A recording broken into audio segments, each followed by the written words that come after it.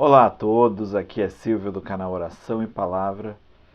E hoje estava vendo nos noticiários do assalto à casa do goleiro do Paris Saint-Germain, Donnarumma, e a violência que eles sofreram, ele e sua esposa. É uma situação bastante difícil e eu entendo que a gente pode fazer uma reflexão a partir da palavra de Deus a respeito disso. É uma situação ocorrida com pessoas que têm bastante dinheiro, então normalmente se consideram mais protegidas na Europa, que diferentemente de países como o Brasil e a América Latina, são considerados países bastante seguros para se viver, apesar de que existem controvérsias atualmente. Mas normalmente se leva em consideração que é um primeiro mundo e que lá a civilização seria mais honesta, mais justa, mais pacífica. E aí a gente vê situações como essa e fica se perguntando por quê. Muitas vezes você tem a ideia de que a questão da violência, a questão da maldade é uma questão de falta de educação e de países periféricos, mas quando a gente vê a quantidade de coisas absurdas que acontecem em países ricos, as origens econômicas do fenômeno da violência ficam um pouco em segundo plano. E aí a Bíblia tem uma visão a esse respeito. Está lá no capítulo 3 de Romanos. Romanos, a partir do verso 10. Como está escrito, não há um justo, nenhum sequer. Não há ninguém que entenda, ninguém que busque a Deus. Todos se desviaram, tornaram-se juntamente inúteis. Não há ninguém que faça o bem, não há nenhum sequer. Suas gargantas são túmulo aberto, com suas línguas enganam. Veneno de serpente está em seus lábios. Suas bocas estão cheias de maldição e amargura. Seus pés são ágeis para derramar sangue. Ruína e desgraça marcam os seus caminhos, e não conhecem o caminho da paz. Aos seus olhos é inútil temer a Deus. Sabemos que tudo o que a lei diz àqueles que estão debaixo dela, para que toda a boca se cale e todo mundo esteja sob o juízo de Deus. Portanto, ninguém será declarado justo diante dele, baseando-se na obediência à lei, pois é mediante a lei que nos tornamos plenamente conscientes do pecado. Mas agora se manifestou uma justiça que provém de Deus, independente da lei da qual testemunham a lei e os profetas. A justiça de Deus mediante a fé em Jesus Cristo para todos os que creem. Não há distinção, pois todos pecaram e estão destituídos da glória de Deus. Assim encerra o capítulo 3 do livro de Romanos. Pois todos pecaram e estão destituídos da glória de Deus. Muitos afirmam que o ser humano nasce bom e a sociedade o corrompe.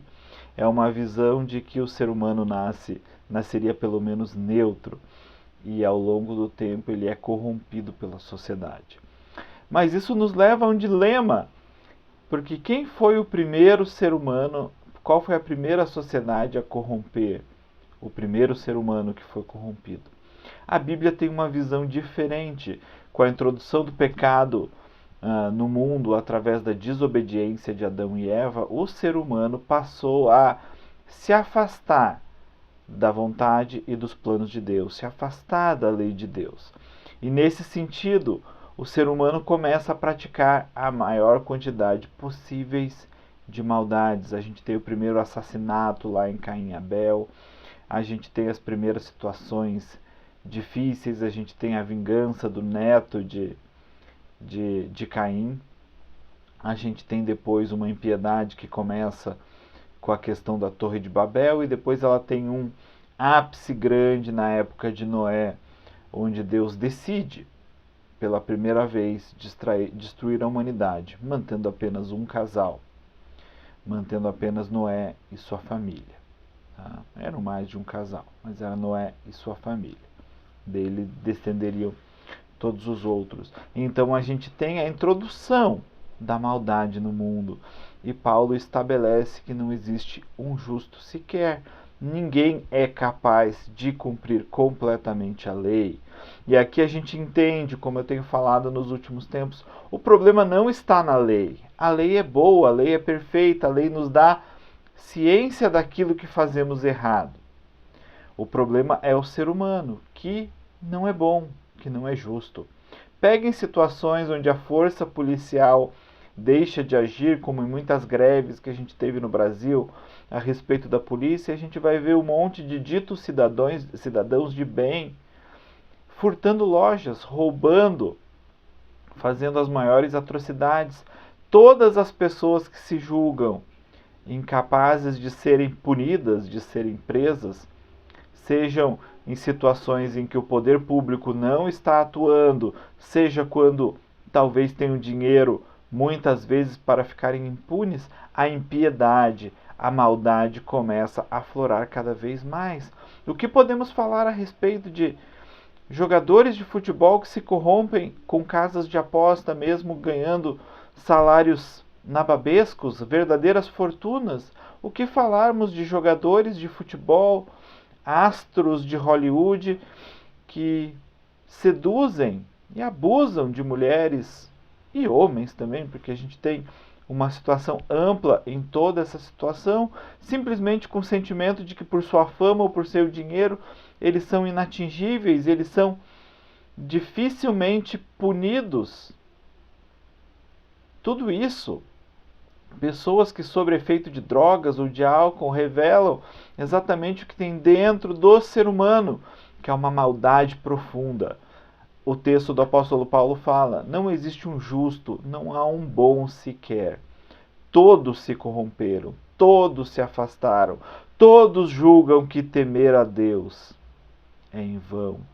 E nesse sentido, Jesus veio para que nós pudéssemos ter uma esperança e ter uma nova vida, uma vida baseada na justiça e na piedade. Não se engane, o ser humano é mau. Não se engane, o ser humano...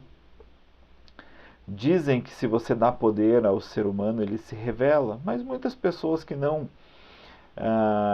fariam coisas erradas quando elas têm a oportunidade de não serem punidas, elas fazem, porque o ser humano tem a maldade dentro de si.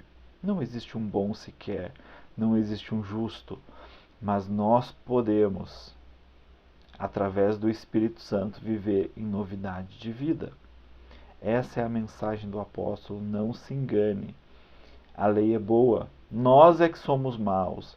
Nós precisamos, para que possamos ter uma novidade de vida, arrependermos-nos dos nossos pecados, pois dessa maneira nós podemos ter redenção e nova vida em Jesus. Tem uma música engraçada, um louvor antigo, que falava mais ou menos assim: Deus é bom, você é que não presta. E essa é a realidade. Deus é bom, nós é que não prestamos. Nós é que escolhemos andar nos nossos caminhos ao invés dos caminhos de Deus e nos corrompemos. E a sociedade é fruto de quem nós somos.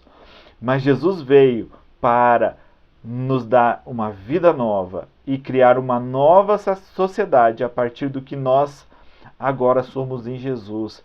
Nova criatura, sacerdócio santo, povo eleito, nação adquirida. Nós somos coparticipantes da natureza divina.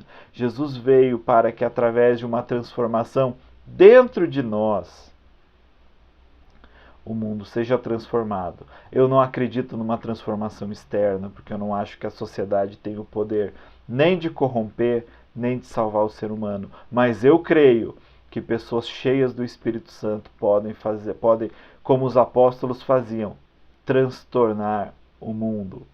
Quando eles chegavam na cidade, as pessoas falavam: aqueles que transtornaram o mundo chegaram até aqui. É isso que eu creio para a igreja, uma transformação de dentro para fora, porque de fora para dentro não vai acontecer. Senhor Jesus, louvado seja o teu nome, porque pelo teu poder nós fomos feitos nova criatura. E dessa maneira nós podemos agora ter uma vida completamente nova, uma sociedade completamente nova. Muito obrigado, Jesus. Perdoa os nossos pecados e nos dá o teu Espírito Santo. Muito obrigado você que ficou até aqui. Compartilhe o vídeo, curta o canal. Você me ajuda a espalhar a palavra. E lembre-se, arrependa-se, porque é chegado o reino de Deus.